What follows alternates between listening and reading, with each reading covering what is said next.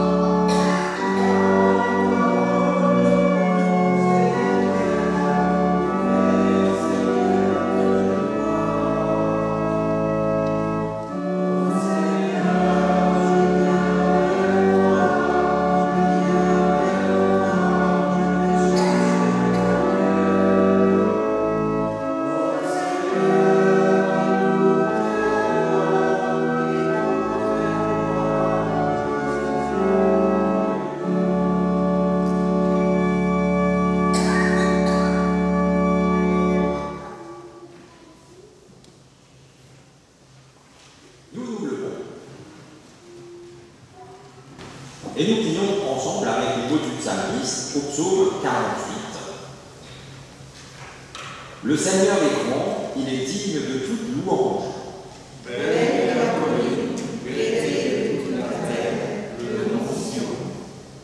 Dieu, dans les palais de la ville, est connu comme une citadelle. Ce que nous avions entendu, nous l'avons vu dans la ville de notre Dieu. Ô Dieu, nous pensons à ta fidélité dans le temple. Comme ton nom, ô Dieu, ta louange retentit jusqu'aux extrémités de la terre. Le mont Sion se réjouit. Les filles de Juda sont dans l'allégresse à cause de tes jugements. Faites le tour de Sion, tournez autour d'elle, comptez ses tours. Observez son rempart, examinez ses palais, pour le raconter à la génération future. Ce Dieu est notre Dieu pour toujours. À jamais, il sera notre vie. Rendons gloire au Dieu trois fois saint, et ça est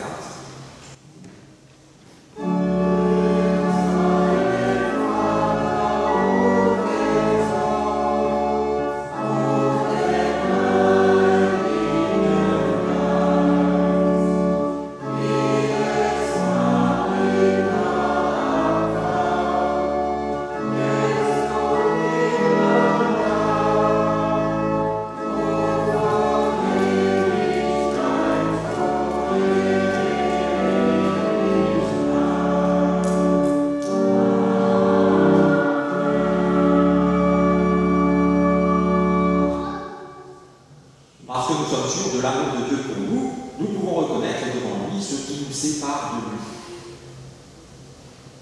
Seigneur, nous t'avons fermé nos cœurs comme on ferme la porte à un inconnu. Nous avons fait la sourde oreille aux appels que nous avons pourtant entendus. Nous avons refusé de partager notre repas et nos autres biens. Nous sommes restés assis quand tu nous voulais debout et en action. Nous avons préféré écouter d'autres voix que la tienne, accomplir d'autres œuvres que les tiennes, fréquenter d'autres amis que les tiens.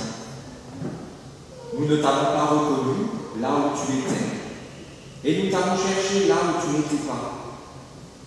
Nous t'avons demandé ce que tu pouvais nous accorder, et nous avons refusé ce que tu nous offrais. Seigneur, pardonne-nous. Entre dans nos vies et dans nos maisons. Prends place à notre table et fais de nous tes invités. Oui, Seigneur, nous t'en prions, prends pitié de nous. Aie par le déchet.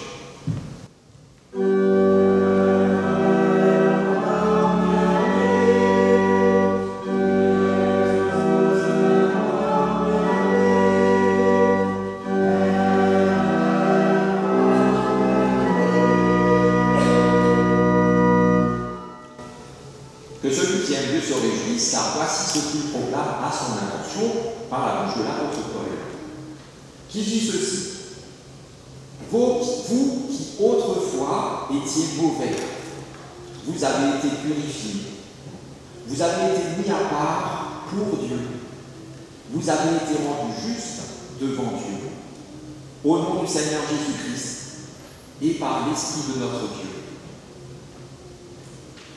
Changeons nos vies, laissons ici nos vieux habits, changeons nos yeux, regardons Dieu et nous verrons Dieu.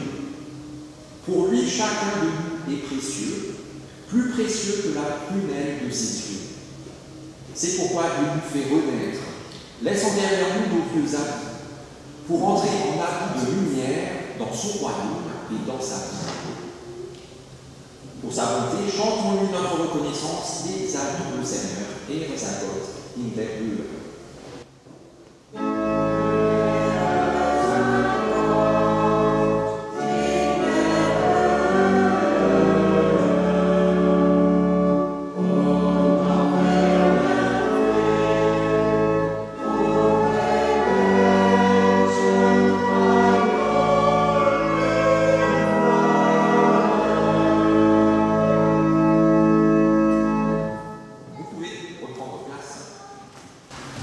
Et avant d'entendre la première lecture, nous prions. Seigneur, quand notre foi se fait discours, Souffle-nous que parler avec toi compte plus que parler de toi. Quand notre foi se fige en certitude, montre-nous qu'il est vain de dresser des échelles sur lesquelles on ne monte pas soi-même. Quand notre foi reste accrochée au passé, éveille-nous à la beauté nouvelle de chaque jour, héritage mais aussi promesse. Quand notre foi est rivée au ciel, conduis-nous à Jésus, qui a connu la pesanteur de la terre et nous a visités à hauteur d'homme. Quand notre foi chancelle sous les assauts du doute et que les vases que nous sommes se révèlent d'argile, fais-nous sentir ta main de potier qui poursuit inlassablement son œuvre. Nous t'en prions par Jésus-Christ, ton Fils, notre Seigneur, qui vit et qui règne avec toi, Père, et le Saint-Esprit, un seul Dieu, pour les siècles des siècles.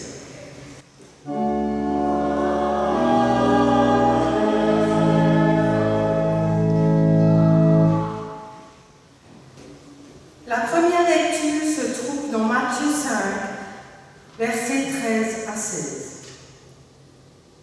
C'est vous qui êtes le ciel de la terre. Mais si le ciel devient fade, avec quoi le salera-t-on? Il n'est plus bon qu'à d'être jeté dehors et foulé aux pieds par les gens. C'est vous qui êtes la lumière du monde. Une ville située sur une montagne ne peut être cachée. On n'allume pas une lampe pour la mettre sous le poisson, mais on la met sur le porte-lampe, et elle brille pour tous ceux qui sont dans la maison. Que votre lumière brille ainsi devant les gens, afin qu'ils voient vos belles œuvres et glorifient votre Père qui est dans les cieux.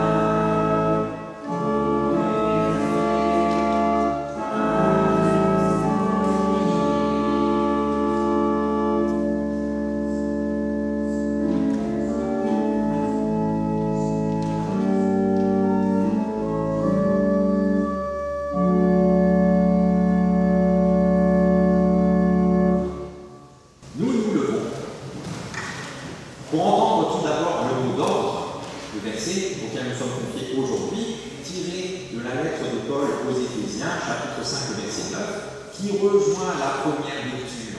Voilà. Et Paul dit ceci: vivez comme des enfants de lumière, car le fruit de la lumière consiste en toutes sortes de bonté, de justice et de vérité. Acclamons l'Évangile en chantant Alléluia.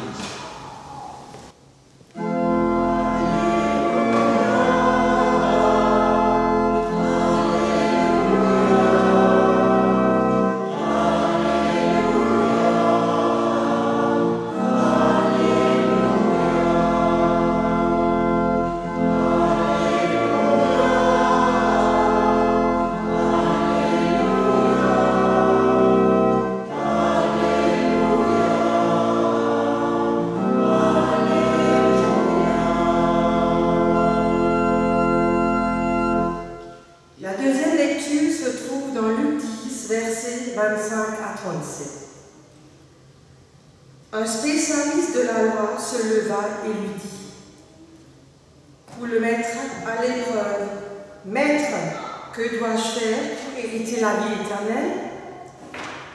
Jésus lui dit, « Qu'est-ce qu'il écrit dans la loi? Comment lis-tu » Il répondit, « Tu aimeras le Seigneur ton Dieu de tout ton cœur, de toute ton âme, de toute ta force et de toute ton intelligence, et ton prochain comme toi-même. » Tu as bien répondu, lui dit Jésus, mais fais cela et tu vivras. Mais il voulut se justifier et dit à Jésus, « Et qui est mon prochain ?» Jésus répondit, « Un homme descendait de Jérusalem à Jéricho. Il tomba aux mains de bandits qui le dépouillèrent, le roulèrent de coups et s'en allèrent en le laissant à demi-mort. Par hasard, un prêtre descendait par le même chemin et le vit et passa à distance. Un lévite arriva de même à cet endroit, il le vit et passa à distance. Mais un Samaritain qui voyageait arriva près de lui et fut ému lorsqu'il le vit. Il s'approcha et banda ses plaies en y versant de l'huile et du vin. Puis il le plaça sur sa propre monture, le conduisit à une hôtellerie et prit soin de lui. Le lendemain, il sortit 2 deniers, les donna à l'hôtelier et dit, « Prends soin de lui, et ce que tu dépenseras en plus, je te le payerai moi-même à mon retour. » Lequel de ces trois te semble avoir été le prochain de celui qui était tombé en main des bandits? Il répondit, « C'est celui qui a montré de la compassion envers lui. » Jésus lui dit, « Va, et toi aussi, fais de même. » Seigneur, ta parole est la vérité. Enseigne-nous à marcher selon ta vérité. Loup psaltir au Christ.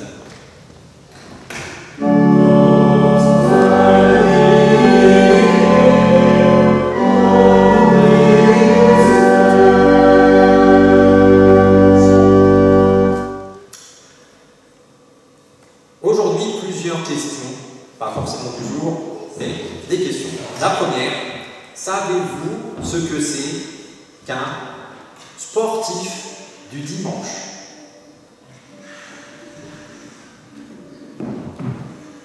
Vous voyez ce que c'est un sportif du dimanche? Plus ou moins. Un sportif du dimanche, c'est quelqu'un qui ne fait pas souvent du sport. Parce que le sport, c'est pas son truc. Voilà. Et pourtant, juste comme ça, sur un coup de tête, il va se lancer sur le GR20. Si vous ne savez pas ce que c'est le GR20, vous pouvez faire le GR7, le GR6, je ne sais plus, qui traverse toute la France, là, depuis l'Alsace. C'est pareil. En tout cas, le GR20 est réputé pour être un des plus beaux, mais aussi des plus difficiles en Corse. Vous traversez la Corse, c'est rude. Et alors, le sportif du dimanche ne fait pas beaucoup de sport, parce qu'il n'aime pas trop ça, mais il va se lancer sur le GR20. Résultat, quelques heures après le départ, il a le droit de faire un tour en hélicoptère jusqu'à l'hôpital. Voilà. Souvent c'est comme ça. Allez, je pars en rando, le GR20, je tombe, je me casse un truc et je suis rapatrié. Voilà. Les sportifs du dimanche n'aiment pas le sport. Ils ne le connaissent pas et ne le prennent pas au sérieux. Ils ne vivent pas sport. C'est les sportifs du dimanche. Ce qui a forcément des conséquences désagréables, déshydratation, crampes, entorses, ligaments croisés, ça c'est au genou, peu importe, fractures, etc., et même pire. Deuxième question, savez-vous ce qu'est un cuisinier du dimanche? Là, je m'adresse alors plus aux messieurs. Parce que les dames vont cuisiner bien tous les jours. Les messieurs, ils cuisinent pour les grandes occasions. Voilà, donc cuisiner du dimanche, c'est plus. Non, il y a des messieurs qui ne cuisinent même pas pour les. Mais il vaut mieux. Voilà, il vaut mieux. Voilà. Un cuisinier du dimanche, c'est quelqu'un qui ne fait pas souvent la cuisine. Parce que la cuisine, c'est pas son truc. Et pourtant, juste comme ça, sur un coup de tête, cette personne-là va s'inscrire à Top Chef. C'est vrai. Vous en voyez, chaque année, vous regardez l'émission, vous verrez, chaque année, il y a des gens, ils ne savent pas. C'est la première fois qu'ils épluchent une pomme de terre, ils sont à Top Chef. Résultat, après lui avoir recousu 2 ou 3 doigts, parce qu'il s'est coupé forcément, les médecins soignent l'intoxication alimentaire du jury, et ce cuisinier du dimanche, bah, c'est le premier éliminé. Rentre chez toi, merci. Voilà. Les cuisiniers du dimanche n'aiment pas la cuisine.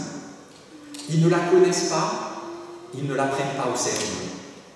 Ils ne vivent pas cuisine. C'est vrai. Ce qui a forcément des conséquences désagréables, des coupures, des diarrhées, etc., et même pire. C'est vrai. Moi, je ne vais jamais manger chez quelqu'un dont je sais que c'est la première fois qu'il cuisine. Moi, je viens chez toi sans problème. Ce concept de quelque chose du dimanche, on peut mettre plein de choses du dimanche, fonctionne avec tout ce qui demande un engagement conséquent. Tout ce qui est de l'ordre de la passion. On aurait pu prendre d'autres exemples. Un musicien du dimanche, non, pas lui, lui c'est un vrai musicien, un musicien du dimanche, ou, allez, on est à l'église, un chrétien du dimanche, vous en connaissez? Oui, un chrétien du dimanche, c'est quelqu'un qui ne met pas souvent sa foi en pratique, parce que la foi, c'est pas son truc, c'est vrai. Et pourtant, juste comme ça, il va vivre sa vie comme s'il avait toutes les réponses à toutes les questions existentielles fondamentales. Et il sait, c'est vrai.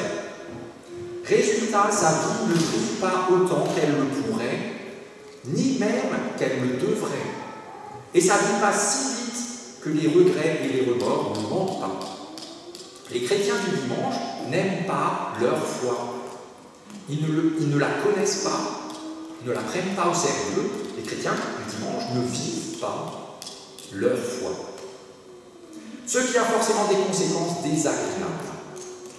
Des gens sont jetés à terre et personne ne les relève.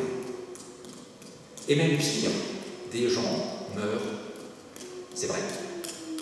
Alors si vous trouvez ça rude, j'aurais dû être encore beaucoup plus rude, beaucoup plus virulent. Dans le premier exemple, le sportif du dimanche, ça a donné, c'était lié au sport. Sportif, sport. Vous voyez, la même racine. Cuisinier, cuisine. La même racine. Chrétien, normalement la même racine, ça serait Christ, mais là j'ai dit foi.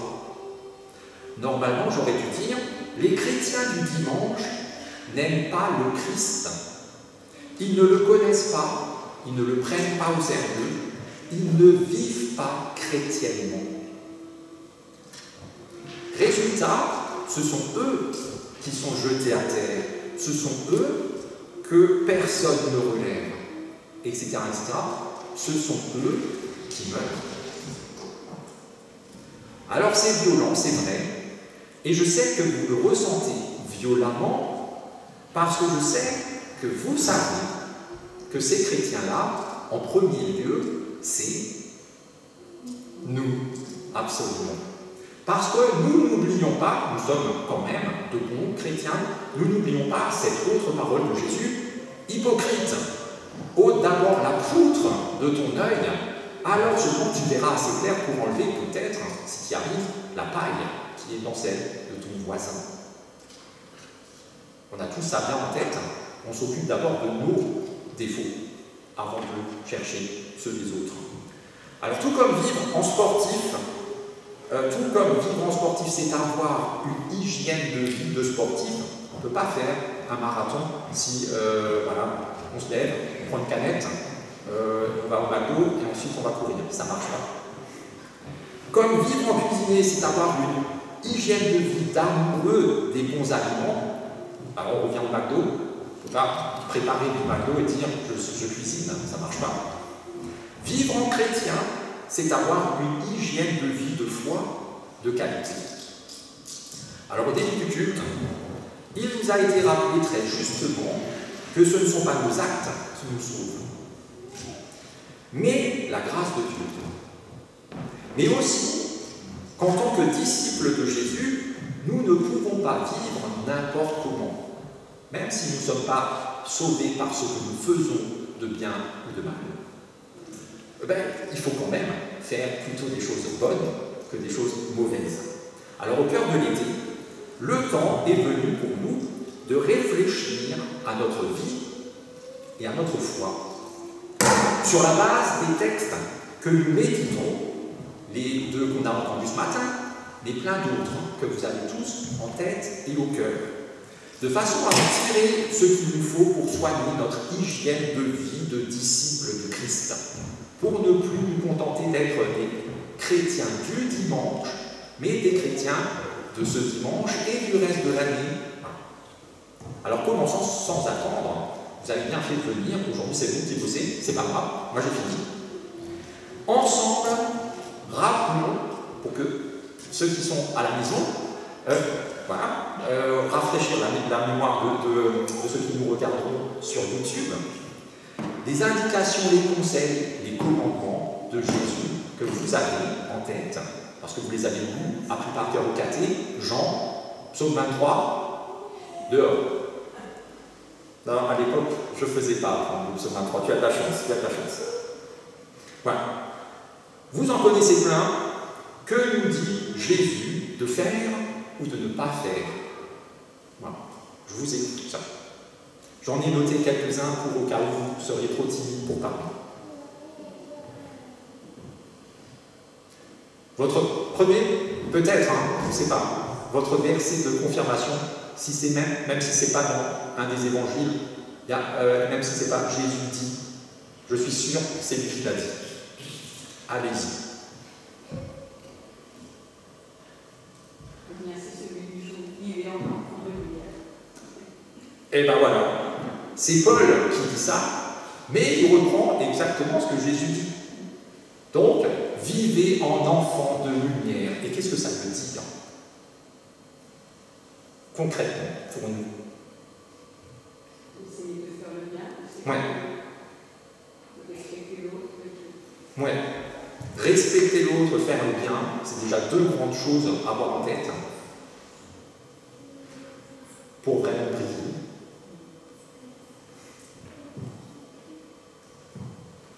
On l'a entendu dans la première lecture, que votre lumière brille devant les gens, afin qu'ils voient vos belles œuvres et glorifient Dieu, votre Père qui est dans les cieux. On ne brille pas juste pour nous, on ne brille pas juste pour être brillant, avoir 200 000 followers, passer sur TF1 et tout ça. On brille pour le bien des autres et pour la gloire de Dieu. Ça, on l'a bien entendu dans le deuxième texte. Aime Dieu par-dessus tout et ton prochain comme toi-même. Si tu fais ça, tu as tout fait. Fais-le. Autre chose. Un autre verset, c'est ça? Oui. Combat le bon combat de la foi, c'est-il à Combat, le bon combat, c'est celui de la foi. Et ça, c'est aussi Paul qui le dit. Et il reprend que ce que Jésus et les prophètes avant lui ont aussi dit. Comment est-ce qu'on combat le bon combat? Je vais vous dire un truc que moi j'ai noté. Aimez vos ennemis et priez pour ceux qui vous persécutent. Juste un peu avant ça, Jésus dit, on vous a appris œil pour œil, dent pour dent. Combattez vos ennemis. Le bon combat, c'est lui t'a fait du mal, rends-lui juste la même chose, mais rends-lui. Non. Aimez vos ennemis et priez pour ceux qui vous persécutent. C'est ça, combattre le bon combat. Et avec ça, juste quelques versets plus loin, Jésus ajoute, attention, vous êtes assis, tant mieux. Vous serez donc parfaits, comme votre Père céleste est parfait. Si vous combattez le bon combat, et si vous rayonnez votre lumière comme ça à travers le monde, eh bien vous serez parfaits, au bout du compte. Pas tout de suite, mais au bout du compte, vous serez parfaits, comme Dieu lui-même est parfait. C'est ça l'objectif, pas un petit peu, à 23h on éteint, jusqu'à 6h du matin, je ne sais plus, à haute version pas combien de temps c'est allumé et combien de temps c'est éteint. Un autre verset. Alors je vais me rapprocher parce que c'est en allemand. Redites-moi ça. Alors, c'était ça. Ouais. Alors ça c'est très bien. Je vais retourner là-bas.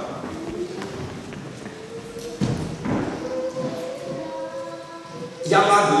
c'est pas dit explicitement comme un conseil ou un commandement fait ou ne fait pas, c'est pas un impératif. Mais c'est une prise de position ferme d'un cœur qui est dans la foi. Le Christ est mon soutien et je n'ai pas besoin d'avoir peur de quoi que ce soit. Et donc vous l'avez médité, prié à chaque fois que vous avez un rendez-vous médical important, opération. Et chaque fois. Et en plus, chaque jour, parce que chaque jour est une lutte. Ouais. Ça aussi, c'est très bien. Gardez ça à cœur. Et là, attendez voir. Jésus dit ceci. Et là, ça rejoindra ce que vous avez dit. Veillez et priez afin de ne pas entrer dans l'épreuve. L'esprit est ardent, mais la chair est faible. Vous n'avez fait rien d'autre en faisant ça tous les jours et au moment où il faut, reprendre cette parole de Jésus et vous affermir dessus, que obéir à Jésus qui dit veillez et priez, méditez ma parole, ou le psaume 119, jour et nuit, je marche, ta parole. Un autre verset. Il y en a un que j'aime beaucoup. Que votre parole soit oui, oui, ou non, non. Ça c'est difficile. Là, le sens, vous pensez que le sens c'est difficile? Moi je pense que c'est dur à faire. Parce que moi, personnellement, je dis souvent oui, mais non, mais non. Alors que oui, que votre oui soit oui et votre non soit non. Tout ce qui entre, c'est pas trop.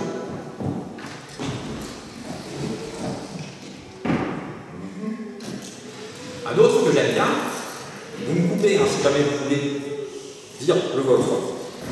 Ne vous amassez pas de trésors sur terre. Là où ils ne durent pas, parce qu'ils vont être grignotés par les vers, les mythes, les voleurs, les inspecteurs des impôts, l'État, la guerre en Ukraine, tout ça. Pourquoi? Parce que là où est votre trésor, là est votre cœur. Vous savez ça? Vous savez? Oui. Il le savait. Donc, normalement, tout le monde le sait.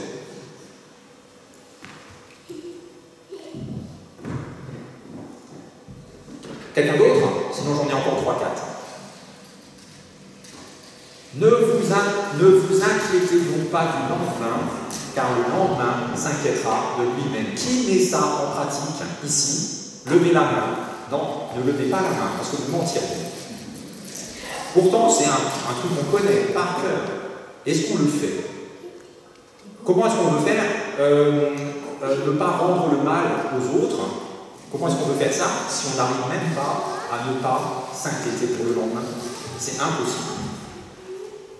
Cherchez d'abord le royaume de Dieu et tout le reste vous sera donné en plus. Encore une parole de Jésus. Est-ce qu'on fait ça? Non, d'abord on s'occupe de tout le reste parce que c'est important. Et après, si on a le temps, chrétien du dimanche. Voilà. Si on a le temps.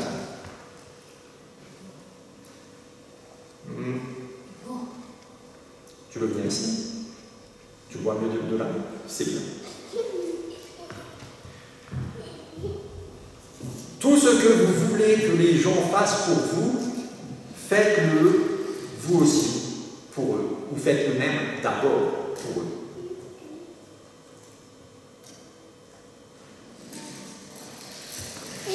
Venez à moi, vous tous qui êtes fatigués et chargés, et je vous donnerai le repos. Tout ça, on connaît par cœur. Est-ce qu'on le vit? Chrétien du dimanche. Moi aussi, hein. Je ne mets pas à part du tout. Il vaut mieux aussi être assis, hein. J'aurais préféré être assis maintenant. Guérissez les malades, ressuscitez les morts, purifiez les lépreux, chassez les démons. Vous avez reçu gratuitement, donnez gratuitement. Si on n'arrive pas à ce niveau-là, c'est pas grave. Faisons déjà tout ce qu'on vient de dire avant. Ça vous va? Voilà. Et dans 50 ans, on revient ici. 30. Dans 30 ans, on revient ici. Et on voit si on guérit les malades, si on ressuscite les morts, si on purifie les lépreux et si on chasse les démons. Faisons étape par étape. Ça vous va? Et pourquoi tout ça? Dans l'évangile de Jean, chapitre 14, verset 15, voici ce que Jésus dit. Si vous m'aimez, vous garderez mes commandements. Vous écouterez ce que je dis et vous le ferez. Si vous m'aimez vraiment comme vous le dites, vous le ferez.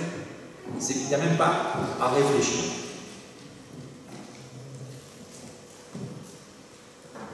Et ça demande, j'ai beaucoup aimé le prélude, parce que c'est exactement le thème du jour. Si je n'ai pas l'amour, je ne suis qu'un tambour. Et c'est exactement ça.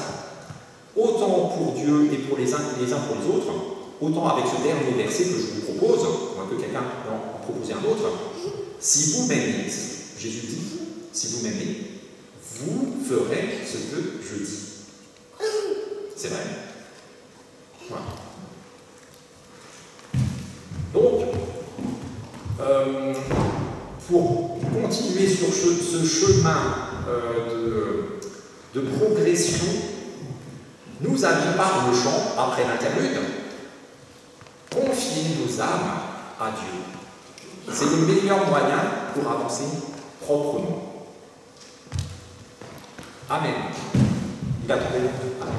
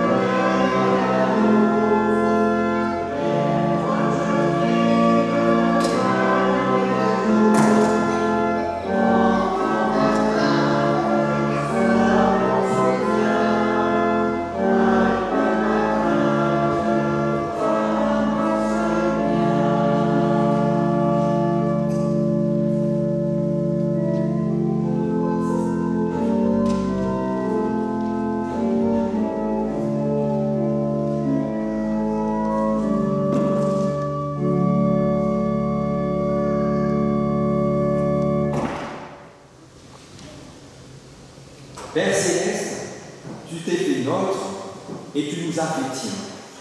Béni sois-tu, Seigneur. Pour tous ceux qui, de par le monde, sanctifient ton nom, béni sois-tu, Seigneur. Pour ton règne que nous reconnaissons à l'œuvre au milieu de nous, béni sois-tu, Seigneur. Pour ceux qui s'efforcent d'accomplir ta volonté, béni sois-tu, Seigneur. Pour le pain spirituel et le pain maternel, nourriture d'aujourd'hui, béni sois-tu, Seigneur. Pour les pardons offerts et les pardons reçus dans ta lumière, béni sois-tu, Seigneur. Parce que tu veux nous garder de consentir à la tentation, béni sois-tu, Seigneur. Parce que ton amour nous offre d'être libérés du mal, béni sois-tu, Seigneur. Parce que, quand c'est vrai pour nous, nous pouvons te dire Amen, béni sois-tu, Seigneur. Seigneur béni, nous te confions tous ceux qui sont fatigués par la peine, les soucis ou la maladie, comme aussi par le deuil. Renouvelle leurs forces et donne-leur l'assurance d'un monde meilleur, afin qu'ils puissent traverser l'épreuve avec une patience et une espérance sans faille. Seigneur béni, nous te confions notre propre vie et notre propre mort. Donne-nous de mûrir dans la foi et dans l'amour, jusqu'au jour où, avec tous tes élus, nous goûterons ta saveur et ta lumière. Seigneur béni, en ton Fils Jésus-Christ, tu nous rends vivants. Ainsi nous unissons nos cœurs et nos voix pour te louer avec les paroles qu'il nous a lui-même enseignées. Notre Père, qui es aux cieux, que ton nom soit sanctifié, que ton règne vienne, que ta volonté soit faite sur la terre comme au ciel. Donne-nous aujourd'hui notre pain de ce jour. Pardonne-nous nos offenses, comme nous pardonnons aussi à ceux qui nous ont offensés. Et ne nous laisse pas entrer en tentation, mais délivre-nous du mal, car c'est à toi qu'appartient le règne, la puissance et la gloire, au siècle des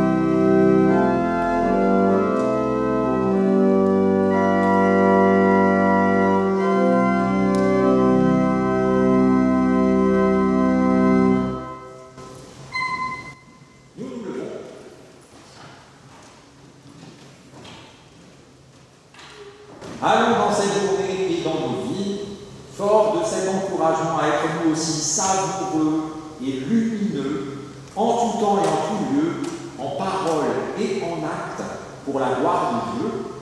Alors, en réponse à l'appel qu'il pose lui-même sur nos vies, nous portons le fruit de son esprit, un fruit qui est, entre autres, amour, joie, paix, patience, bonté, bienveillance et foi.